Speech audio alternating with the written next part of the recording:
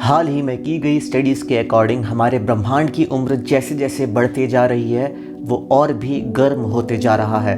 अब साइंटिस्ट ने इस बात का पता कैसे लगाया और ये ह्यूमन सिविलाइजेशन के फ्यूचर के लिए कितना इम्पॉर्टेंट है, चलिए पता लगाते हैं, क्योंकि आप देख रहे हैं द टेरेस्ट्रियल टेक।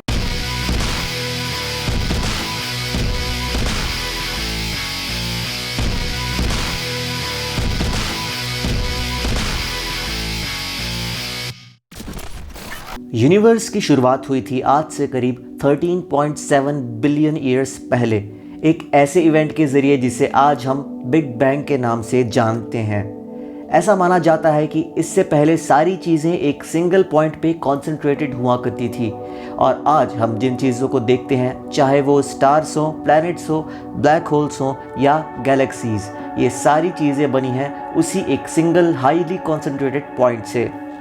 और एज अ ह्यूमन सिविलाइजेशन हम इस जगह पर इतने नए हैं कि भले ही आज हमारे पास मॉडर्न टेलीस्कोप्स हैं और ऐसी टेक्नोलॉजीज़ हैं जो ग्रेविटेशनल वेव्स को डिटेक्ट कर सकती हैं हमसे हज़ारों लाइट ईयर्स की दूरी पर, फिर भी आज हम जिन चीज़ों को डिस्कवर कर रहे हैं वो पहले के सारे प्रेडिक्शंस और ऑब्जर्वेशंस को गलत साबित करती रहती हैं। ऐसी ही एक चीज़ के बारे में हमें हाल ही में पता चला और वो है कि हमारा ब्रह्मांड का मीन टेम्परेचर इसके जन्म से लेकर अब तक लगातार बढ़ते ही जा रहा है। टू बी प्रिसाइज, ये पहले के मुकाबले 10 गुना ज़्यादा गर्म हो चुका है और अब ये पहुंच चुका है 4 मिलियन डिग्रीज फ़ारेनहाइट तक। ये सब जानने के लिए एस्ट्रोनॉमर्स ने बड़े ही ध्यान से स्टडी करी कॉस्मिक वेब की।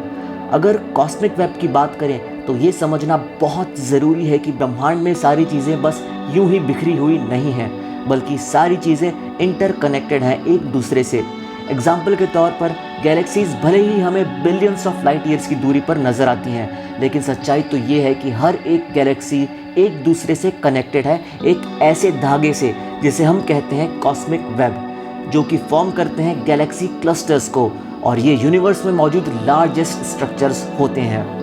और इन स्ट्रक्चर्स की स्टडी से हमें पता चलता है कि ब्रह्मांड का मीन टेम्परेचर पिछले 8 बिलियन ईयर्स में 3 गुना तक बढ़ गया है। और ऐसा इसलिए हो रहा है क्योंकि जैसे जैसे ब्रह्मांड इवॉल्व हो रहा है, डार्क मैटर और गैसेस को ग्रेविटी अट्रैक्ट करती है और ये अट्रैक्शन इतना ज़्यादा वायलेंट होता है कि गैलेक्सीज और गैलेक्सी क्लस्टर्स में जैसे ये एंटर करते हैं उस टाइम जनरेट हो रहे ड्रैग इन गैसेस को गर्म कर देती हैं। अब आते हैं इस सवाल पर कि आखिर साइंटिस्ट ने इस बात का पता कैसे लगाया कि हमारा यूनिवर्स लगातार गर्म होते जा रहा है। इसके लिए उन्होंने यूज़ किया यूरोपियन स्पेस एजेंसी का प्लैंक सैटेलाइट के द्वारा प्रोवाइड की गई